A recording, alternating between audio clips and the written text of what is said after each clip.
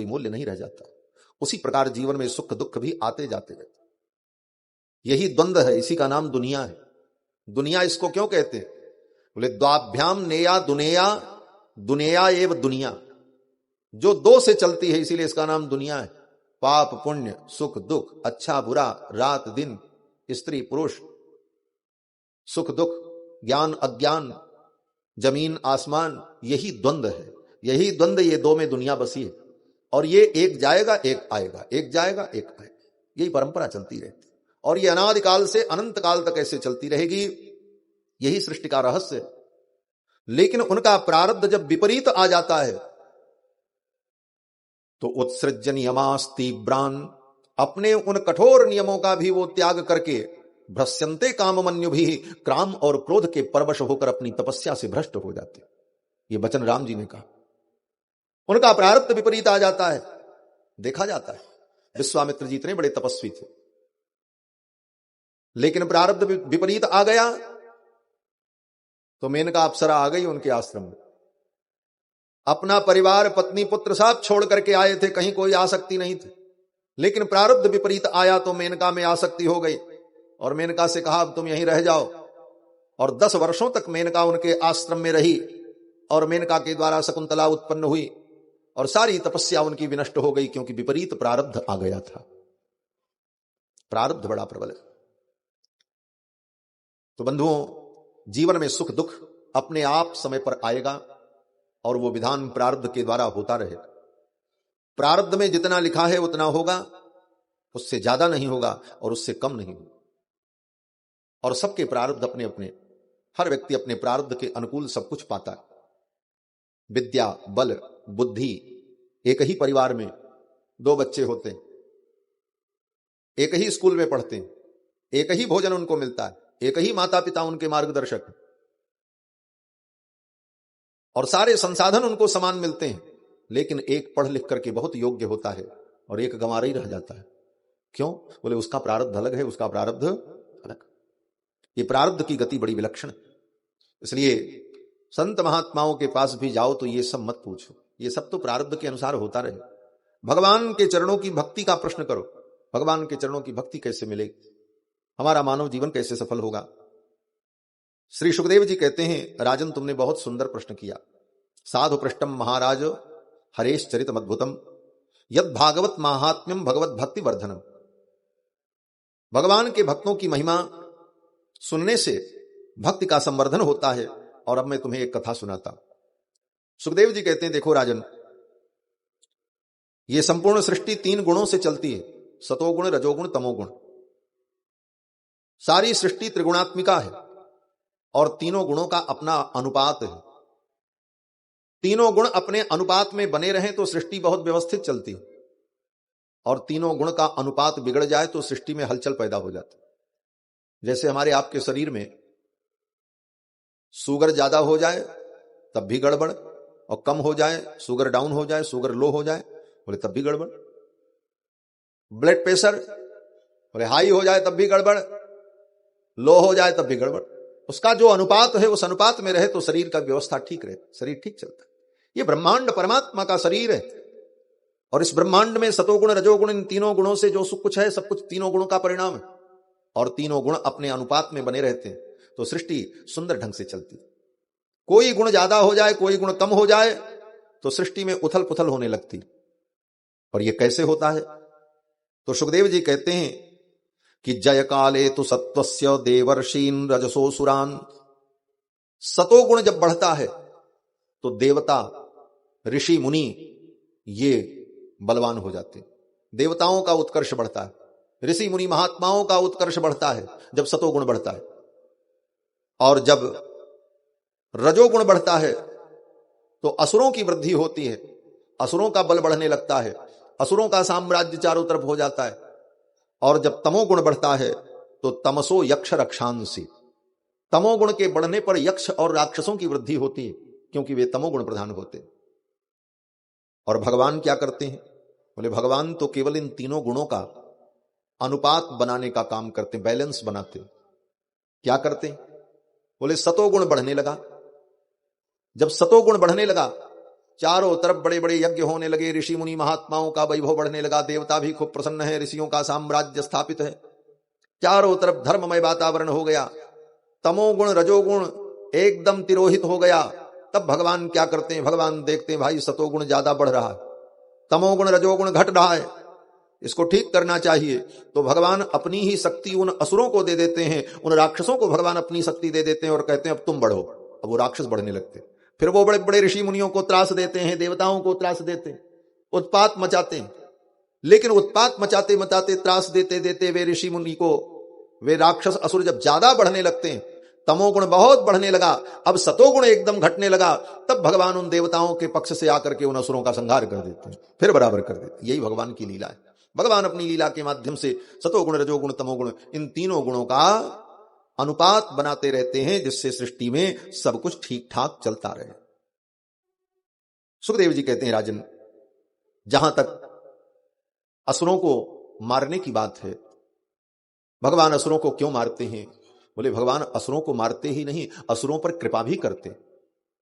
असुर भी भगवान के कृपा पात्र होते हैं। अगर उनके अंदर भक्ति है, भगवान के चरणों में अनुराग है, तो उन असुरों पर भी भगवान की कृपा प्राप्त होती। और सूक्ष्म दृष्टि से विचार करो तो भगवान भले उन असुरों को मारते हैं, लेकिन मरने के बाद वे असुर भी भगवान के चरणों में ही पहुंचते हैं, कहीं और नहीं जाते। कैसे? बोले राम जी की कृपा और राम जी का क्रोध दोनों बराबर है। राम जी जिस पे कृपा करते हैं उसको भी वैकुंठ मिलता है, और राम जी जिस पर क्रोध करते हैं उसको भी वैकुंठ ही मिलता है। वो और कहां जाएगा? निर्वाण दायक क्रोध जाकर, भगवान का क्रोध भी निर्वाण देने वाला है और भगवान की कृपा भी मोक्ष देने वाली है। तो भगवान के क्रोध और कृपा में कोई अंतर नहीं। इसीलिए भक्तों ने कहा कि निश्चिंत होकर के भगवान का भजन करो। अगर भगवान रीझेंगे तब भी तुमको वैकुंठ देंगे, अगर भगवान तुम पर खींचेंगे तब भी तुमको वैकुंठ ही देंगे, जाओगे कहां? इसलिए भगवान के चरणों में प्रीति कर। ठाकुर रीझते भी हैं तो वैकुंठ देते हैं और खींचते भी हैं तो वैकुंठ ही देते हैं। उदाहरण दिया। क्या उदाहरण दिया? सुखदेव जी कहते हैं राजन, यही प्रश्न तुम्हारे पितामह धर्मराज युधिष्ठिर ने देवर्षि नारद से किया था। कब किया था? बोले जब राजसूय यज्ञ हो रहा था और राजसूय यज्ञ में शिशुपाल भगवान को गालियां दे रहा था। शिशुपाल की मां को भगवान कृष्ण ने वचन दिया था, इसके 100 अपराध मैं क्षमा करूं,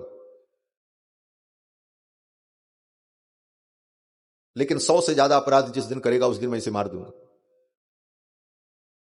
कहते हैं शिशुपाल जब पैदा हुआ था तो उसकी 4 भुजाएं थी। शिशुपाल की 4 भुजाएं थी। शिशुपाल की मां व्याकुल हो गई, इसके 4 हाथ, ये तो बड़ा अद्भुत बालक पैदा हो।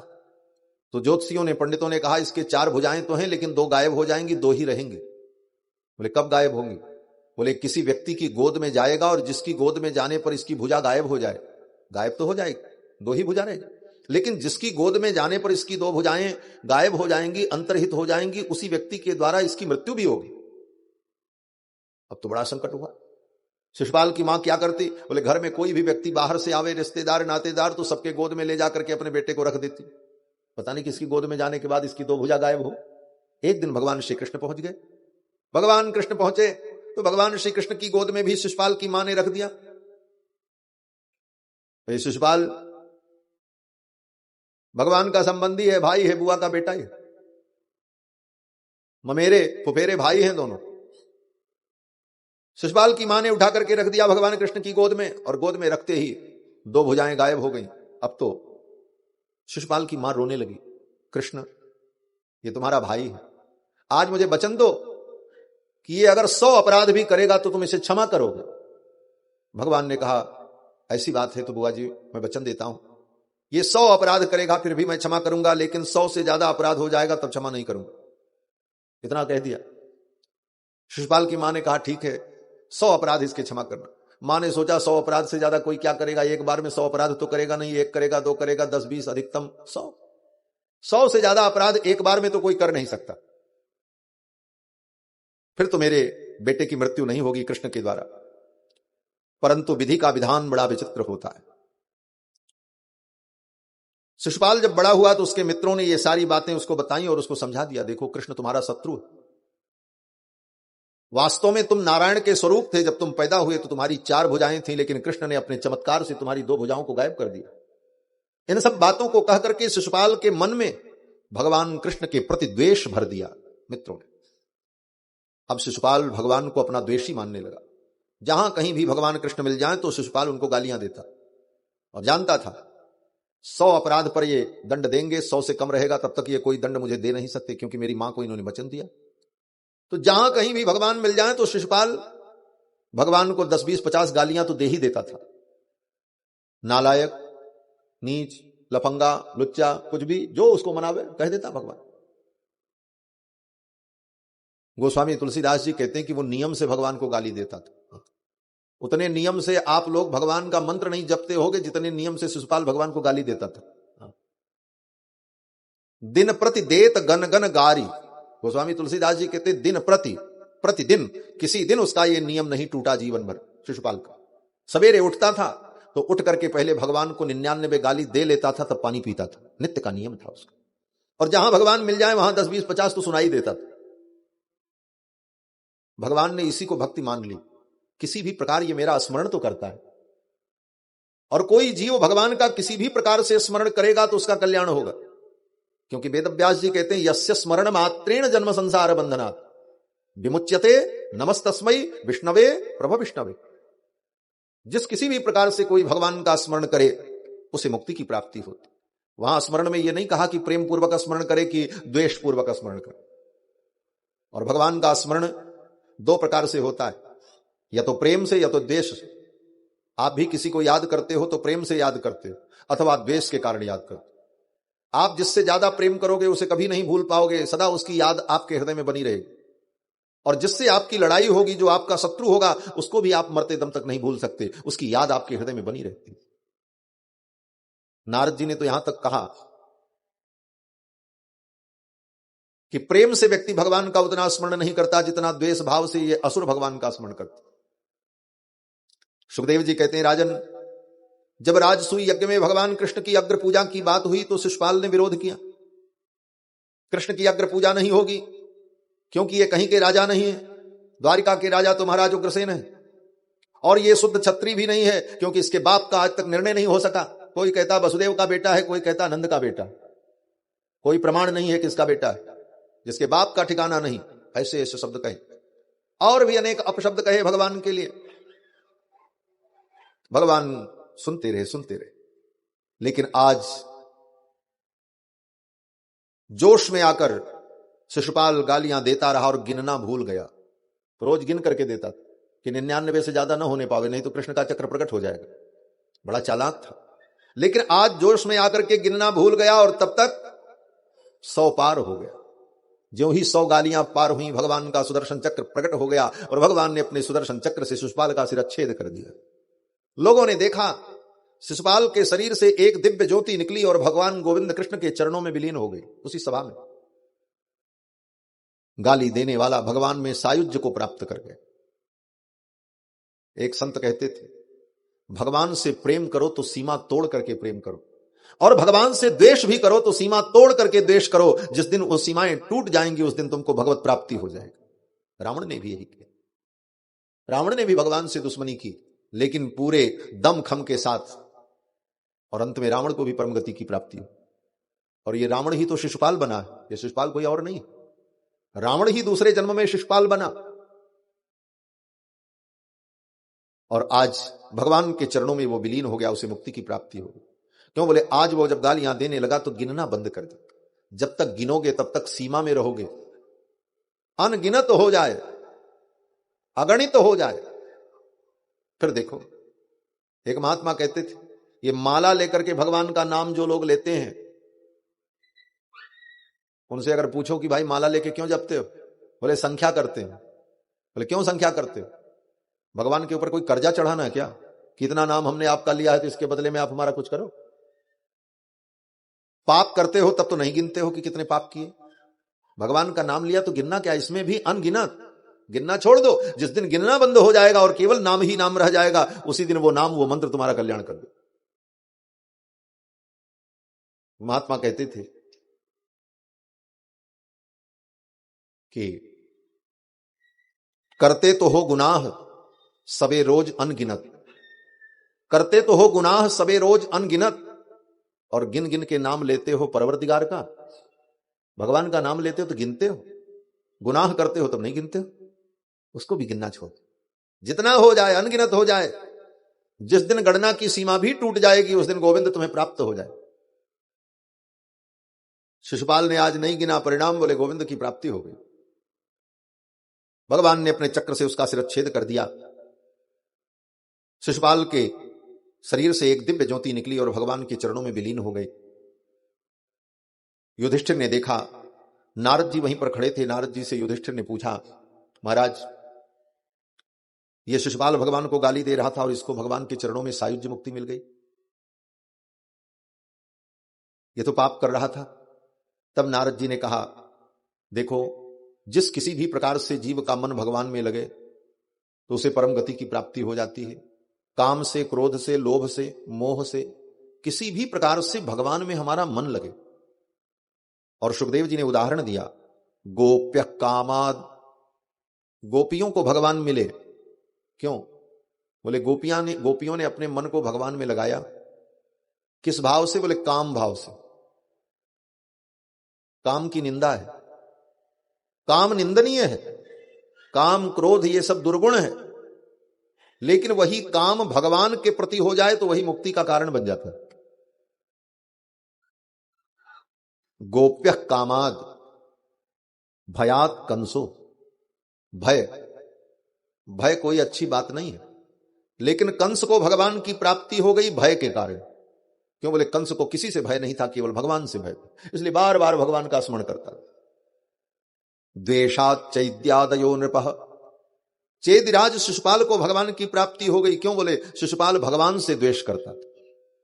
तो काम, क्रोध, लोभ, द्वेष ये दुर्गुण है, लेकिन ये दुर्गुण तब हैं जब ये संसार के प्रति हो।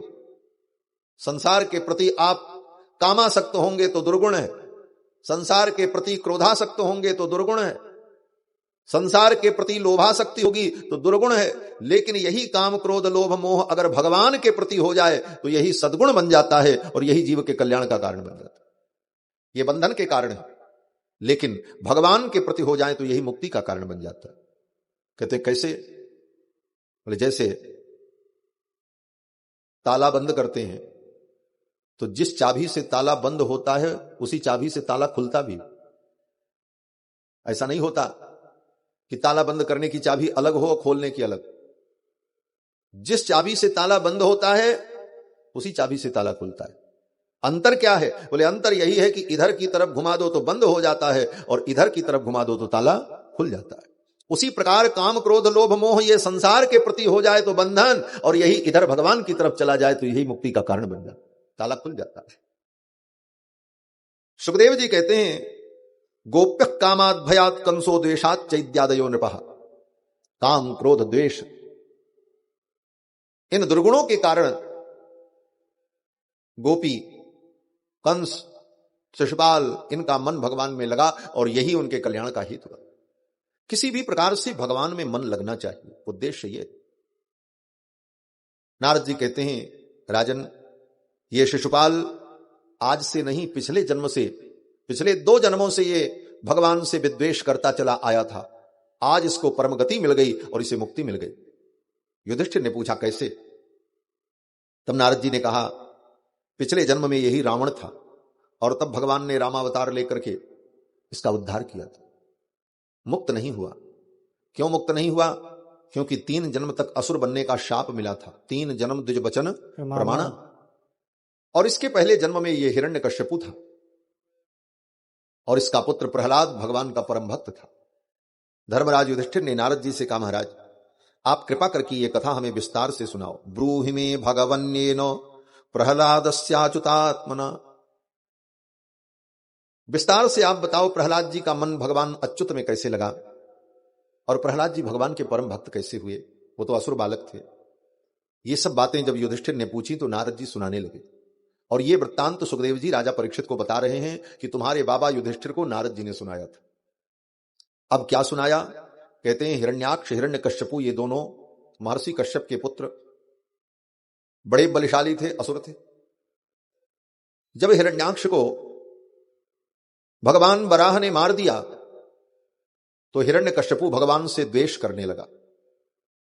भगवत्यकरोद्देशम भ्रातर्वधमनुस्मरन्, अपने भाई के वध का स्मरण करके हिरण्यकश्यपु भगवान से द्वेष करने लगा। पहले तो उसने अपने परिवार के लोगों को समझाया, क्योंकि भाई के मर जाने पर सब दुखी थे, मां रो रही थी, भाई की पत्नी रो रही। तो सबको बैठाकर हिरण्यकश्यपु ने बड़ा सुंदर प्रवचन किया और अपने परिवार के लोगों को प्रवचन सुना करके उनके दुख को दूर कर दिया।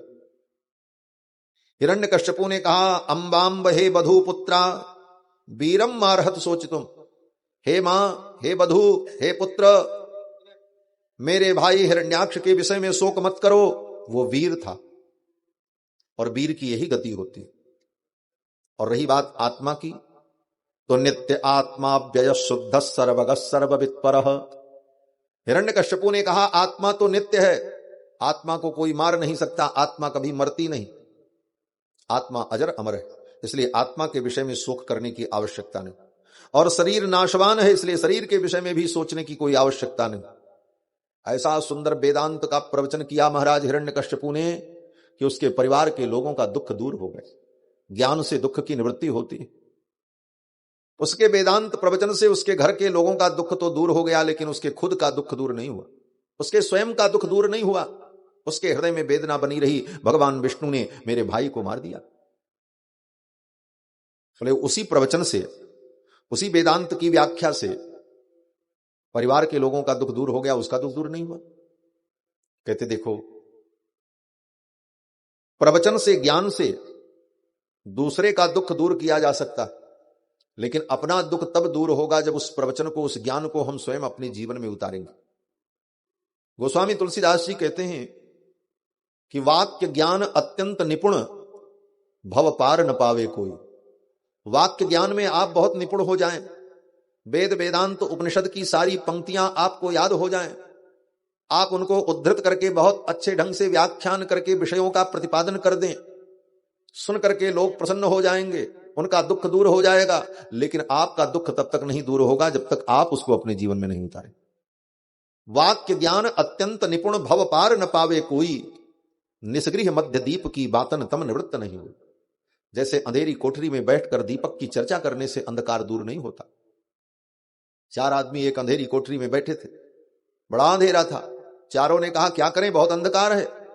एक ने कहा मोमबत्ती जला लो, मोमबत्ती की व्यवस्था करो, एक मोमबत्ती जला लो, अंधकार दूर हो जाएगा। दूसरे ने कहा मोमबत्ती से अंधकार दूर तो होगा लेकिन पूरा प्रकाश नहीं होगा, ऐसा करो लैंप जलाओ। तीसरे ने कहा नहीं, 100 वाट का बल्ब लगा दो, पूरा अंधकार दूर हो जाएगा। चौथे ने कहा नहीं नहीं, हाइलोजन लगा दो, पूरा अंधकार दूर हो जाए। बात तो मोमबत्ती से लेकर के हाइलोजन तक की हो गई, लेकिन किसी ने एक चिराग भी नहीं जलाया और चारों अंधेरे में ही बैठे रहे। ज्ञान की बात करने से कल्याण नहीं होता, ज्ञान को जीवन में उतारने से कल्याण। प्रकाश की चर्चा करने से अंधकार दूर नहीं होता, प्रकाश का उपाय करने से अंधकार दूर होता। वाक्य ज्ञान अत्यंत निपुण, भव पार न पावे कोई, निस्गृह मध्य दीप की बातन तम निवृत्त नहीं। हिरण्यकश्यपु की स्थिति ऐसी ही थी। प्रवचन करके उसने अपने परिवार के लोगों का दुख तो दूर कर दिया, उनको समझा लिया, लेकिन स्वयं उसको समझ में नहीं आया। द्वेष बना रहा और भगवान से बदला लेने की बुद्धि उसके अंदर आई कि मैं भगवान विष्णु से बदला लूंगा। मेरे भाई को उसने मारा है और बदला लेने के लिए, बल प्राप्त करने के लिए हिरण्यकश्यपु तप करने गया। मंदराचल पर्वत की तलहटी में हिरण्यकश्यपु ने 10,000 वर्ष तक तप किया है। सतेपे मंदर द्रोण्याम तप परम दारुणम, ऊर्ध्वबाहु नभो दृष्टि पादांगुष्ठाश्रिता वनि। मंदराचल पर्वत की तलहटी में जाकर 10,000 वर्ष तक पैर के अंगूठे के बल खड़े होकर, पादांगुष्ठाश्रिता वनि, पैर के अंगुष्ठ पर आश्रित होकर, अवनी पर, पृथ्वी पर खड़े होकर, ऊर्ध्वबाहु दोनों हाथों को ऊपर उठाकर, नभो दृष्टि आकाश की ओर देखते हुए 10,000 वर्ष तक हिरण्यकश्यपु ने तप किया। सतेपे मंदर द्रोण्याम तप परम दारुणम, ऊर्ध्वबाहु नभो दृष्टि पादांगुष्ठाश्रिता वनि। 10,000 वर्ष तक ब्रह्मा जी की आराधना की, पूरा शरीर गल गया, केवल हड्डियां बची थी।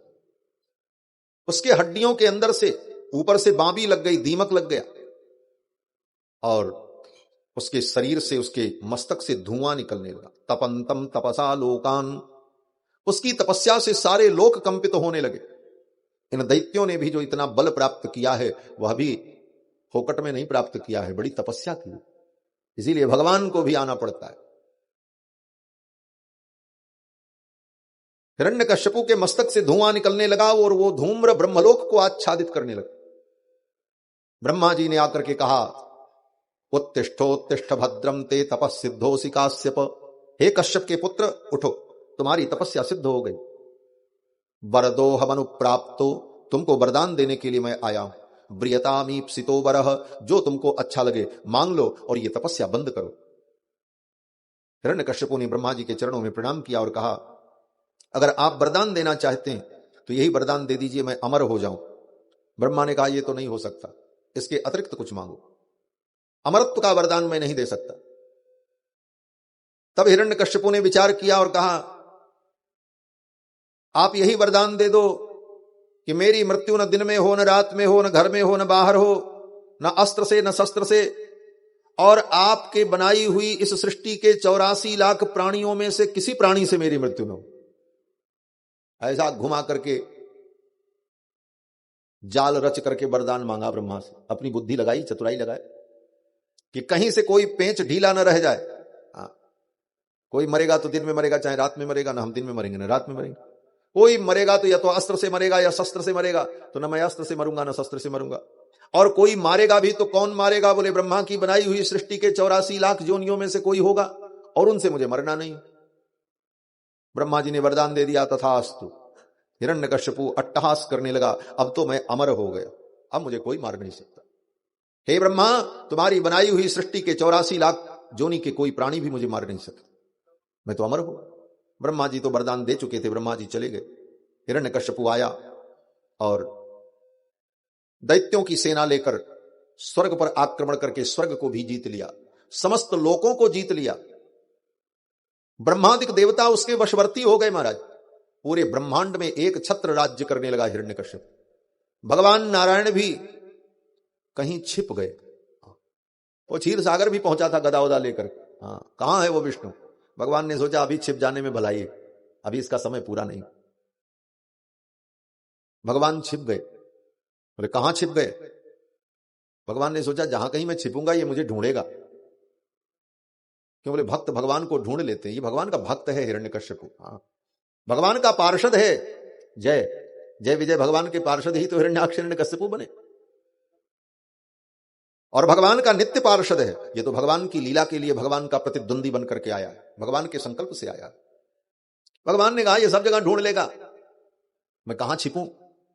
तब भगवान ने सोचा ये सब जगह ढूंढेगा लेकिन अपने हृदय में नहीं ढूंढेगा, इसके हृदय में मैं छिप जाऊंगा। ये रहस्य स्वयं भगवान ने, वामन भगवान ने राजा बलि को बताया।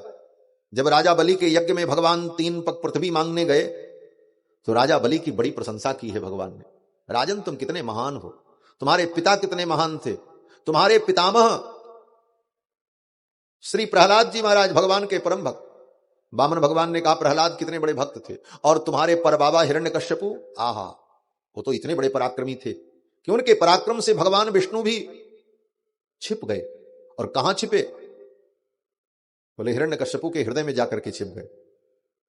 नारद जी सुन रहे थे। नारद जी ने भगवान से कहा प्रभु आप उस हिरण्यकश्यपु के हृदय में जाकर के छिप गए, आपको डर नहीं लगा? वो गदा लेकर के आपको ढूंढ रहा था और कहीं सिर झुका करके देख लेता, फिर आप कहां जाते? भगवान मुस्कुराने लगे। भगवान ने कहा नारद, मैंने समझ लिया था कि सबसे सुरक्षित स्थान हिरण्यकश्यपु का हृदय ही है। क्यों? बोले हिरण्यकश्यपु कभी सिर झुका के देख ही नहीं सकता, क्योंकि वो इतना बड़ा अभिमानी है कि वो कभी सिर झुका नहीं सकता, और अभिमानी का सिर जब तक झुकेगा नहीं तब तक उसको अपने हृदय में भी भगवान का दर्शन नहीं हो सकता। भगवान ने कहा सबसे सुरक्षित स्थान था, इसलिए मैं वहां चला गया। हिरण्यकश्यपु ने पूरे ब्रह्मांड में गदा लेकर घूम करके ये घोषणा कर दी, अब ब्रह्मांड का कोई अधीश्वर नहीं है, मैं ही पूरे ब्रह्मांड का स्वामी हूं, मैं ही भगवान हूं, मैं ही ईश्वर हूं, मेरी ही पूजा करो। अब ब्रह्मा शंकर इंद्र वरुण कुबेर सब उसी की पूजा करेंगे।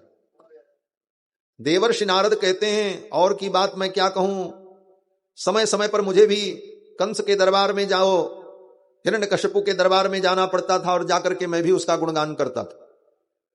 सब गंधर्वों की ड्यूटी लगती थी हिरण्यकश्यपु के दरबार में, आज अमुक गंधर्व गायन करेंगे। जब उसका दरबार लगता था तो कभी तुम्बरू गाएंगे, कभी हाहा हुहू नाम के गंधर्व गान सुनाएंगे, और कभी कभी नारद जी को भी जाना पड़ता था और नारद जी भी जाकर के हिरण्यकश्यपु को बढ़िया संगीत उंगीत सुनाते थे। नारद जी की गंधर्वों में भी गणना है और नारद जी संगीत विद्या के बड़े पंडित हैं, भगवान से इन्होंने संगीत सीखा। एक बार देवर्षि नारद वैकुंठ में पहुंचे तो लक्ष्मी जी और भगवान कहीं जा रहे थे। नारद जी ने कहा हम आपके यहां आए हैं, आप जा रहे हैं? बोले हां जा रहे हैं। बोले कहां? बोले तुम्बरू गंधर्व का गायन सुनने के लिए जा रहे हैं। तुम्बरू गंधर्व का गायन सुनने के लिए जा रहे हैं। तब नारद जी को लगा कि तुम्बरू इतना बड़ा गायक हो गया कि उसका संगीत सुनने के लिए भगवान को जाना पड़ता है। अब मैं भी संगीत सीखूंगा और संगीत सीख करके भगवान को सुनाऊंगा, तब भगवान को पता चलेगा तुम्बरू कुछ नहीं है मेरे सामने। देवर्षि नारद गए सीखने के लिए उत्तराखंड। उत्तराखंड में उलूक बंधु नाम के एक संगीत के बहुत बड़े विद्वान थे, उनका नाम था उलूक बंधु, संगीत के बहुत बड़े पंडित थे। नारद जी गए और कुछ दिन तक उनके यहां संगीत सीखा और सीखने के बाद आए और नारद जी ने कहा अब चलेंगे और चल करके तुम्बरू गंधर्व को ललकारेंगे कि तुम कितने बड़े गवैया हो, हमारे सामने गा करके दिखाओ। नारद जी महाराज तुम्बरू गंधर्व के द्वार पर पहुंचे। जब तुम्बरू गंधर्व के द्वार पर पहुंचे तो देखते क्या है, तुम्बरू गंधर्व के दरवाजे पर कोई व्यक्ति उधर पड़ा है, कोई उधर पड़ा है, किसी का हाथ टूटा हुआ है, किसी का पैर टूटा हुआ है, कोई रो रहा है, कोई कराह रहा है, एक स्त्री उधर रो रही है, एक महिला उधर रो रही, एक पुरुष उधर रो रहा। नारद जी ने कहा हम अस्पताल में आ गए क्या लगता है इतने बीमार लोग यहां पड़े। नारद जी ने उन लोगों से पूछा भाई तुम्हारी ये दशा ऐसी कैसे हो गई, तुम लोग कौन हो? किसी का हाथ टूटा, किसी का पैर टूटा, किसी की नाक टूटी, किसी का दांत टूटा। नारद जी ने उन सबसे जब पूछा उन स्त्री पुरुषों से आप कौन हो और आपकी ये दुर्दशा किसने की, तो वो स्त्री पुरुष जो सब पड़े थे वो कोई और नहीं थे, राग रागिनियां थी। संगीत विद्या के राग और रागिनी ही मूर्तिमान होकर के पड़े थे। और उन राग रागिनियों ने कहा आजकल एक नया नया गवैया पैदा हुआ है जिसका नाम नारद है और बड़ा बेतुका गाता है, बेसुरा गाता है, बेताला गाता है, उसी के कारण से मेरे सारे अंग प्रत्यंग टूट गए, उसकी गान विद्या से हम दुखी हो गए। बोले तो यहां तुम्हारा उपचार कौन करेगा? तो उन राग रागिनियों ने कहा कि संगीत विद्या के महान विशारद गंधर्व तुम्बरू जब गायन करेंगे और उनकी रागनी छिड़ेगी, उनके स्वर को सुन करके हम स्वस्थ हो जाएंगे, हमारा शरीर ठीक हो जाएगा। नारद जी का अभिमान चूर हो गया कि अभी तक तो मैंने कुछ नहीं सीखा, तुम्बरू के सामने तो मैं कुछ नहीं हूं। तब जाकर के भगवान के चरणों में प्रार्थना की, सकल विद्या के अधीश्वर आप हैं, अब मैं किसी और से नहीं सीखूंगा, आपसे ही सीखूंगा। और फिर भगवान के चरणों में बैठकर भगवान से ही समस्त संगीत विद्या को देवर्षि नारद ने प्राप्त किया। फिर उनका अहंकार दूर हो गया। देखो विद्या भी अहंकारी व्यक्ति से पढ़ने पर वो विद्या तो आती है लेकिन अहंकार लेकर के आती, और विनम्र और शीलवान विद्वान महापुरुष से प्राप्त की गई विद्या शील और विनम्रता से युक्त होकर के आती है। ये मैंने देखा है अपनी जीवन, मैं अपना अनुभव कह रहा हूं। अभिमानी व्यक्ति से आप पढ़ोगे, उससे कुछ सीखोगे तो सीख तो लोगे, लेकिन उसके साथ साथ उसका अभिमान भी आप में व्याप्त हो जाए और उस अभिमान के कारण आपकी विद्या दूषित हो जाएगी, आपका अपमान भी। लेकिन विनम्र, शीलवान और अभिमान रहित व्यक्ति से, ऐसे गुरु और सदगुरु से जब विद्या प्राप्त होती है तो वह विद्या भी विनम्रता से युक्त होती है। विद्या ददाति विनयम विनयाति याति पात्रताम पात्रत्वात् धनमाप्नोति धनात् धर्मः ततः सुखम। तब वो जीवन में सुखी होता। तो नारद जी भी बहुत बड़े गंधर्व, नारद जी महाराज भी गायन करने के लिए हिरण्यकश्यपु के दरबार में आते, कभी कभी इनकी भी ड्यूटी लगती। नारद जी कहते हैं कि विश्वावसुस्तुम्बुरु अस्मदादयः, नारद जी कहते हैं विश्वावसु, तुम्बरू और हम सब लोग जाकर के उसके दरबार में संगीत सुनाते थे। हिरण्यकश्यपु का ऐसा प्रताप था। हिरण्यकश्यपु ने बड़ा सुंदर राज्य किया। श्री सुखदेव भगवान कहते हैं हिरण्यकश्यपु के राज्य में किसी को कोई दुख नहीं था। हिरण्यकश्यपु के राज्य में किसी को कुछ करने की जरूरत नहीं पड़ती थी, न कोई खेती करता था, न किसी को मेहनत करना पड़ता था। जिसको जो चाहिए उसकी इच्छा होते ही उसको वस्तु प्राप्त हो जाती। हिरण्यकश्यपु ने अपने प्रताप से ऐसी पूरे ब्रह्मांड में व्यवस्था कर रखी। नारद जी कहते हैं हिरण्यकश्यपु के राज्य में नानाश्चर्यमयम नभः, आकाश में ही अनेक प्रकार के आश्चर्य होते थे। लोग बिस्तर पर पड़े पड़े लेटे रहते थे, कोई काम तो होता नहीं। बिस्तर पर पड़े लेटे हैं, रसगुल्ला खाने का मन करे तो न दूध की जरूरत है, न चीनी की जरूरत है, न छेना की जरूरत। रसगुल्ला खाने की इच्छा हुई, बिस्तर पर पड़े पड़े मुंह खोला तो ऊपर आकाश से ही टप से उसके मुंह में रसगुल्ला टपक जाए, ऐसी व्यवस्था थी। बात नानाश्चर्यमयम नभः, आकाश में ही अनेक प्रकार के आश्चर्य और लीलाएं हुआ करती थी, लोगों का मनोरंजन हुआ करता था। ऐसा हिरण्यकश्यपु का साम्राज्य था। लेकिन हिरण्यकश्यपु की केवल एक कमी थी, वो भगवान से द्वेष करता था। हिरण्यकश्यपु के पुत्र प्रहलाद भगवान के परम भक्त। हिरण्यकश्यपु के और भी पुत्र थे, प्रहलाद जी सबसे छोटे थे और ये भगवान के परम भक्त।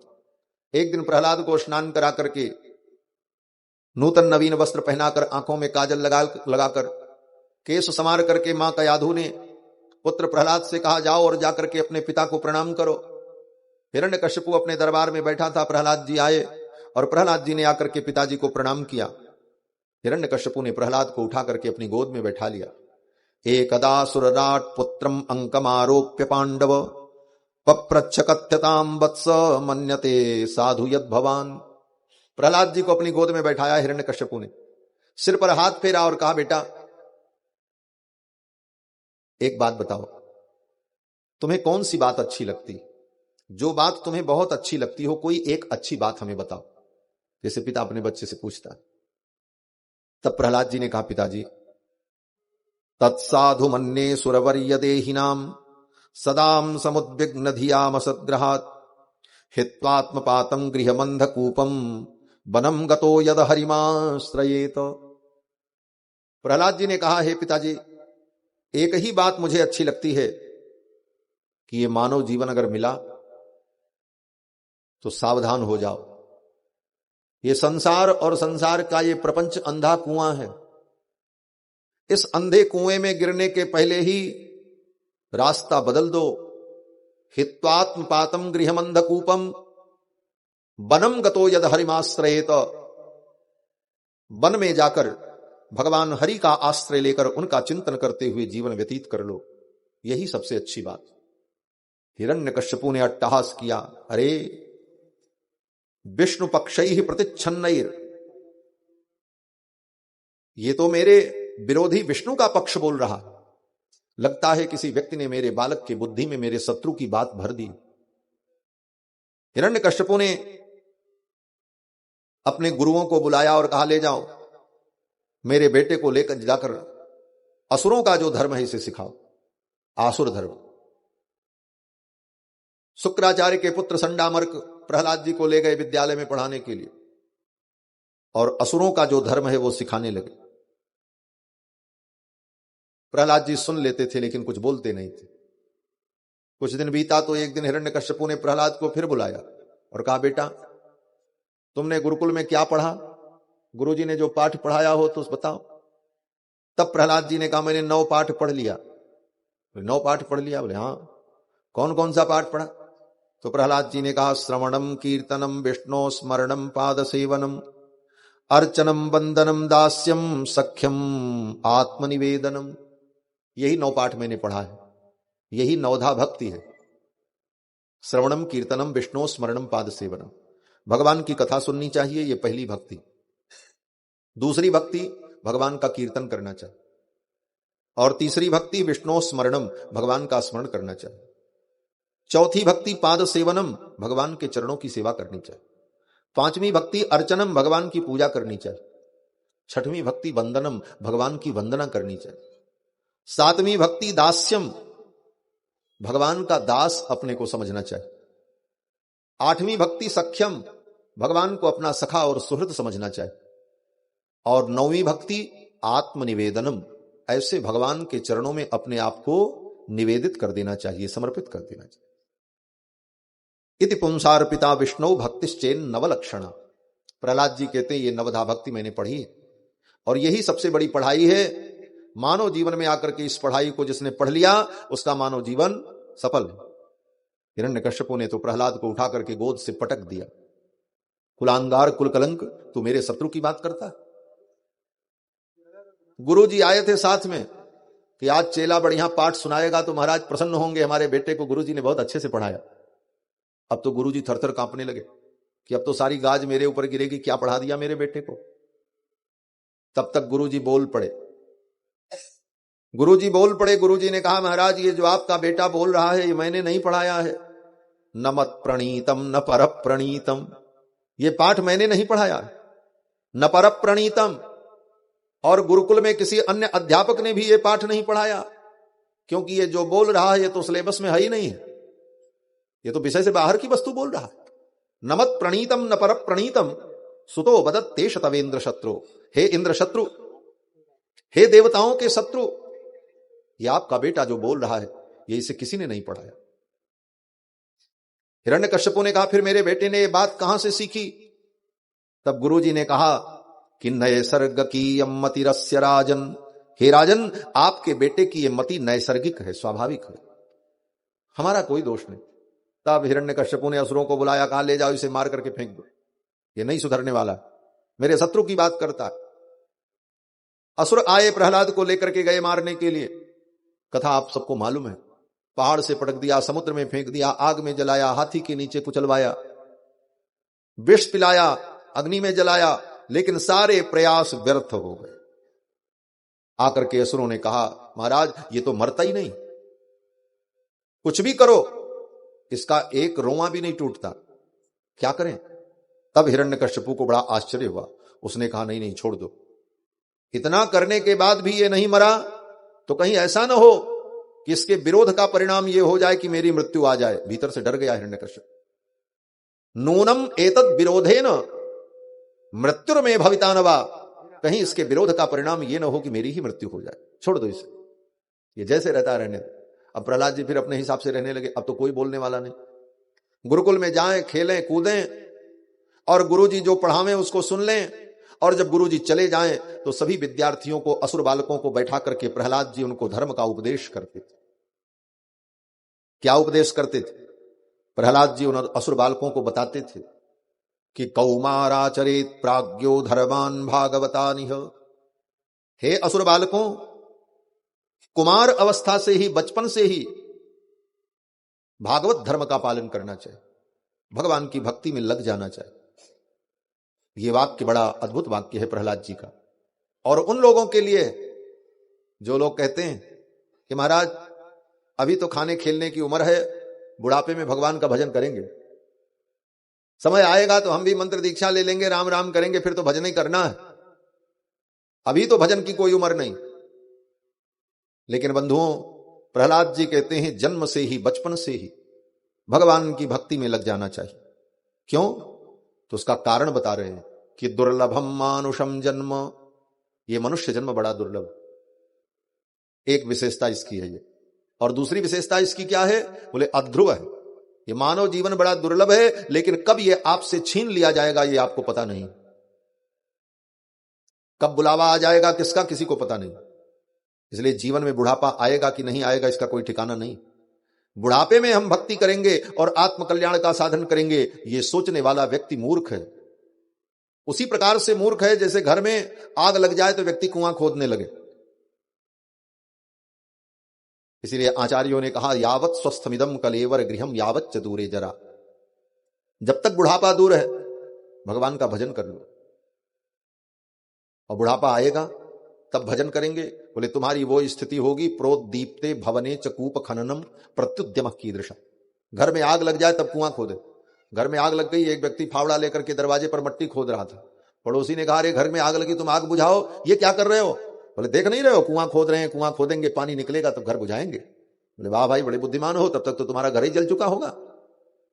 बंधुओं,